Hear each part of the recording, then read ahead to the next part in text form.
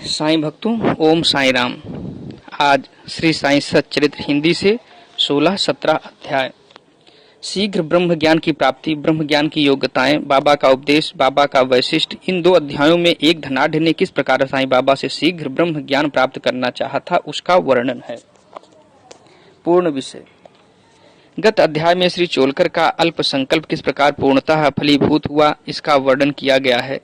उस कथा में श्री साईं बाबा ने दर्शाया था कि प्रेम तथा भक्ति पूर्वक अर्पित की हुई तुच्छ वस्तु भी वे सहर्ष स्वीकार कर लेते थे, परंतु यदि वह अहंकार सहित भेंट की गई तो वह अस्वीकृत कर दी जाती थी। पूर्ण सच्चिदानंद होने के कारण वे बाह्य आचार विचारों को विशेष महत्व न देते थे और विनम्रता और आदर सहित भेंट की गई वस्तु का स्वागत करते थे। यथार्थ में देखा जाए तो सद्गुरु साईं बाबा से अधिक दयालु और हितैषी दूसरा इस संसार में कौन हो सकता है। उनकी तुलना समस्त इच्छाओं को पूर्ण करने वाली चिंतामणि या कामधेनु से भी नहीं हो सकती। जिस अमूल्य निधि की उपलब्धि हमें सद्गुरु से होती है वह कल्पना से भी परे है। ब्रह्म ज्ञान प्राप्ति की इच्छा से आए हुए एक धनाढ़ व्यक्ति को श्री साईं बाबा ने किस प्रकार उपदेश किया, उसे अब श्रवण करें। एक धनी व्यक्ति, दुर्भाग्य से मूल ग्रंथ में उसका नाम और परिचय नहीं दिया गया है, अपने जीवन में सब प्रकार से संपन्न था। उसके पास अतुल संपत्ति, घोड़े, भूमि और अनेक दास और दासियां थी। जब बाबा की कीर्ति उसके कानों तक पहुंची तो उसने अपने एक मित्र से कहा कि मेरे लिए अब किसी वस्तु की अभिलाषा शेष नहीं रह गई है, इसलिए अब शिरडी जाकर बाबा से ब्रह्म ज्ञान प्राप्त करना चाहिए, और यदि किसी प्रकार उसकी प्राप्ति हो गई तो फिर मुझसे अधिक सुखी और कौन हो सकता है। उनके मित्र ने उन्हें समझाया कि ब्रह्म ज्ञान की प्राप्ति सहज नहीं है, विशेषकर तुम जैसे मोहग्रस्त को, जो सदैव स्त्री, संतान और द्रव्योपार्जन में ही फंसा रहता है। तुम्हारी ब्रह्म ज्ञान की आकांक्षा की पूर्ति कौन करेगा, जो भूल कर भी कभी एक फूटी कौड़ी का भी दान नहीं देता। अपने मित्र के परामर्श की उपेक्षा कर वे आने जाने के लिए एक तांगा लेकर शिरडी आए और सीधे मस्जिद पहुंचे। साईं बाबा के दर्शन कर उनके चरणों पर गिर और प्रार्थना की कि आप यहाँ आने वाले समस्त लोगों को अल्प समय में ही ब्रह्म दर्शन करा देते हैं। केवल यही सुनकर मैं बहुत दूर से इतना मार्ग चलकर आया हूँ। मैं इस यात्रा से अधिक थक गया हूँ। यदि कहीं मुझे ब्रह्म ज्ञान की प्राप्ति हो जाए तो मैं यह कष्ट उठाना अधिक सफल और सार्थक समझूंगा। बाबा बोले, मेरे प्रिय मित्र, इतने अधीर ना हो, मैं तुम्हें शीघ्र ही ब्रह्म का दर्शन करा दूंगा। मेरे सब व्यवहार तो नगद ही हैं और मैं उधार कभी नहीं करता। इसी कारण अनेक लोग धन, स्वास्थ्य, शक्ति, मान, पद, आरोग्य तथा अन्य पदार्थों की इच्छा पूर्ति के हेतु मेरे समीप आते हैं। ऐसा तो कोई बिरला ही आता है जो ब्रह्म ज्ञान का पिपासु हो। भौतिक पदार्थों की अभिलाषा से आने वाले लोगों का कोई अभाव नहीं, परंतु आध्यात्मिक जिज्ञासुओं का आगमन बहुत ही दुर्लभ है। मैं सोचता हूँ कि यह क्षण मेरे लिए बहुत ही धन्य तथा शुभ है, जब आप सरीखे महानुभाव यहाँ पधार कर मुझे ब्रह्म ज्ञान देने के लिए जोर दे रहे हैं। मैं सहर्ष आपको ब्रह्म दर्शन करा दूंगा। यह कहकर बाबा ने उन्हें ब्रह्म दर्शन कराने के हेतु अपने पास बिठा लिया और इधर उधर की चर्चाओं में लगा दिया, जिससे कुछ समय के लिए वे अपना प्रश्न भूल गए। उन्होंने एक बालक को बुलाकर नंदू मारवाड़ी के यहाँ से 5 रुपए उधार लाने को भेजा। लड़के ने वापस आकर बतलाया कि नंदू का तो कोई पता नहीं है और उसके घर पर ताला पड़ा है। फिर बाबा ने उसे दूसरे व्यापारी के यहाँ भेजा। इस बार भी लड़का रुपए लाने में सफल ही रहा। इस प्रयोग को 2-3 बार दोहराने पर भी उसका परिणाम पूर्ववत ही निकला। हमें ज्ञात ही है कि बाबा स्वयं सगुण ब्रह्म के अवतार थे। यहाँ प्रश्न हो सकता है कि इस 5 रुपए सरीखी तुच्छ राशि की यथार्थ में उन्हें आवश्यकता ही क्या थी। उन्हें तो इसकी बिल्कुल आवश्यकता ही ना थी। वे तो पूर्ण रीति से जानते होंगे कि नंदू घर पर नहीं है। यह नाटक तो उन्होंने केवल अन्वेषक के परीक्षार्थ ही रचा था। ब्रह्म जिज्ञासु महाशय जी के पास नोटों की गड्डियां थीं, और यदि वे सचमुच ही ब्रह्म ज्ञान के आकांक्षी होते तो इतने समय तक शांत न बैठते। जब बाबा व्यग्रता पूर्वक 5 रुपए उधार लाने के लिए बालक को यहाँ वहां दौड़ा रहे थे तो वे दर्शक बने ही न बैठे रहते। वे जानते थे कि बाबा अपने वचन पूर्ण कर ऋण अवश्य चुकाएंगे। यद्यपि बाबा द्वारा इच्छित राशि बहुत ही अल्प थी, फिर भी वह स्वयं संकल्प करने में असमर्थ ही रहा और 5 रुपया उधार देने तक का साहस न कर सका। पाठक थोड़ा विचार करें कि ऐसा व्यक्ति बाबा से ब्रह्म ज्ञान, जो विश्व की अति श्रेष्ठ वस्तु है, उसकी प्राप्ति के लिए आया है। यदि बाबा से सचमुच प्रेम करने वाला अन्य कोई व्यक्ति होता तो वह केवल दर्शक न बनकर तुरंत ही 5 रुपए दे देता, परंतु इन महाशय की दशा तो बिल्कुल ही विपरीत थी। उन्होंने ना रुपए दिए और ना शांत ही बैठे, वरन वापस जल्द लौटने की तैयारी करने लगे और अधीर होकर बाबा से बोले कि अरे बाबा, कृपया मुझे शीघ्र ब्रह्म ज्ञान दो। बाबा ने उत्तर दिया कि मेरे प्यारे मित्र, क्या इस नाटक से तुम्हारी समझ में कुछ नहीं आया? मैं तुम्हें ब्रह्म दर्शन कराने का ही तो प्रयत्न कर रहा था। संक्षेप में तात्पर्य यह है कि ब्रह्म का दर्शन करने के लिए 5 वस्तुओं का त्याग करना पड़ता है। 5 प्राण, 5 इंद्रियां, मन, बुद्धि तथा अहंकार। यह हुआ ब्रह्म ज्ञान। आत्मानुभूति का मार्ग भी उसी प्रकार है जिस प्रकार तलवार की धार पर चलना। श्री साईं बाबा ने फिर इस विषय पर विस्तृत वक्तव्य दिया, जिसका सारांश यह है। ब्रह्म ज्ञान या आत्मानुभूति की योग्यता। सामान्य मनुष्य को प्रायः अपने जीवन काल में ब्रह्म के दर्शन नहीं होते। उसकी प्राप्ति के लिए कुछ योग्यताओं का भी होना नितांत आवश्यक है।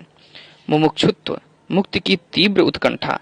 जो सोचता है कि मैं बंधन में हूँ और इस बंधन से मुक्त होना चाहे, तो इस ध्येय की प्राप्ति के लिए उत्सुकता और दृढ़ संकल्प से प्रयत्न करता रहे तथा प्रत्येक परिस्थिति का सामना करने को तैयार रहे, वही इस आध्यात्मिक मार्ग पर चलने योग्य है।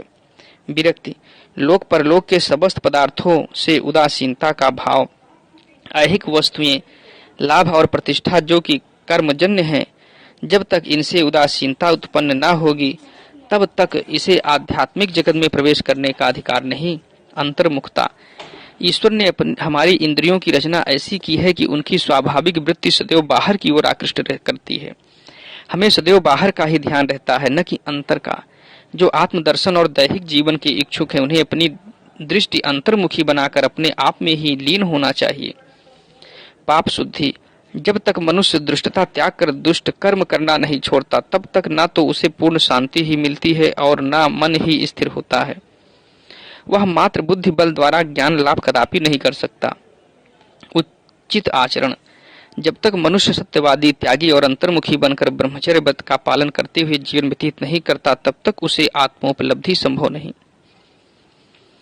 सार वस्तु ग्रहण करना। 2 प्रकार की वस्तुएं हैं, नित्य और अनित्य। पहली आध्यात्मिक विषयों से संबंधित है तथा दूसरी सांसारिक विषयों से। मनुष्यों को इन दोनों का सामना करना पड़ता है। उसे विवेक द्वारा किसी एक का चुनाव करना पड़ता है। विद्वान पुरुष अनित्य से नित्य को श्रेयस्कर मानते हैं, परंतु जो मूढ़मती हैं वो आसक्तियों के वशीभूत होकर अनित्य को ही श्रेष्ठ जानकर उस पर आचरण करते हैं। मन और इंद्रियों का निग्रह। शरीर एक रथ है, आत्मा उसका स्वामी तथा बुद्धि सारथी है। मन लगाम है और इंद्रियां उसके घोड़े। इंद्रिय नियंत्रण ही उसका पथ है। जो अल्प बुद्धि है और जिनके मन चंचल हैं तथा जिनकी इंद्रियां सारथी के दुष्ट घोड़ों के समान हैं, वे अपने गंतव्य स्थान पर नहीं पहुंचते तथा जन्म मृत्यु के चक्र में ही घूमते रहते हैं। परंतु जो विवेकशील हैं, जिन्होंने अपने मन पर नियंत्रण कर लिया है तथा जिनकी इंद्रियां सारथी के उत्तम घोड़ों के समान नियंत्रण में है, वे ही गंतव्य स्थान पर पहुंच पाते हैं, अर्थात उन्हें परम पद की प्राप्ति हो जाती है और उनका पुनर्जन्म नहीं होता। जो व्यक्ति अपनी बुद्धि द्वारा मन को वश में कर लेता है, वह अंत में अपना लक्ष्य प्राप्त कर उस सर्वशक्तिमान भगवान विष्णु लोक में पहुंच जाता है। मन की पवित्रता। जब तक मनुष्य निष्काम कर्म नहीं करता, तब तक उसे चित्त की शुद्धि एवं आत्मदर्शन संभव नहीं है। विशुद्ध मन में ही विवेक और वैराग्य उत्पन्न होते हैं, जिससे आत्मदर्शन के पथ में प्रगति हो जाती है। अहंकार शून्य हुए बिना तृष्णा से छुटकारा पाना संभव नहीं है। विषय वासना आत्मानुभूत के मार्ग में विशेष बाधक हैं। यह धारणा कि मैं शरीर हूँ एक भ्रम है। यदि तुम्हें अपने जीवन के ध्येय आत्म साक्षात्कार को प्राप्त करने की अभिलाषा है, तो इस धारणा तथा आसक्ति का सर्वथा त्याग कर दो।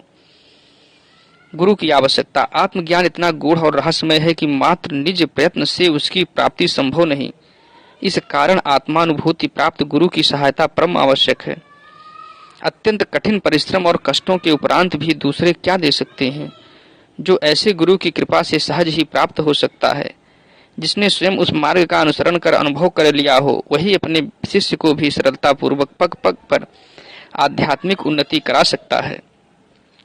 जब भगवान किसी पर कृपा करते हैं तो वे उसे विवेक और वैराग्य देकर इस भवसागर से पार कर देते हैं। यह आत्मानुभूति ना तो नाना प्रकार की विद्याओं और बुद्धि द्वारा हो सकती है और न शुष्क वेदाध्ययन द्वारा ही। इसके लिए जिस किसी को यह आत्मा वर्ण करती है उसी को प्राप्त होती है तथा उसी के सन्मुख वह अपना स्वरूप प्रकट करती है। कठोपनिषद में ऐसा ही वर्णन किया गया है। बाबा का उपदेश। जब यह उपदेश समाप्त हो गया तो बाबा उन महाशय से बोले कि अच्छा महाशय, आपकी जेब में 5 रुपए के 50 गुना रुपए के रूप में ब्रह्म है, उसे कृपया बाहर निकालिए। उसने नोटों की गड्डी बाहर निकाली और गिरने पर सबको अत्यंत आश्चर्य हुआ कि वे 10-10 के 25 नोट थे। बाबा की यह सर्वज्ञता देखकर वे महाशय द्रवित हो गए और बाबा के चरणों पर गिरकर आशीर्वाद की प्रार्थना करने लगे।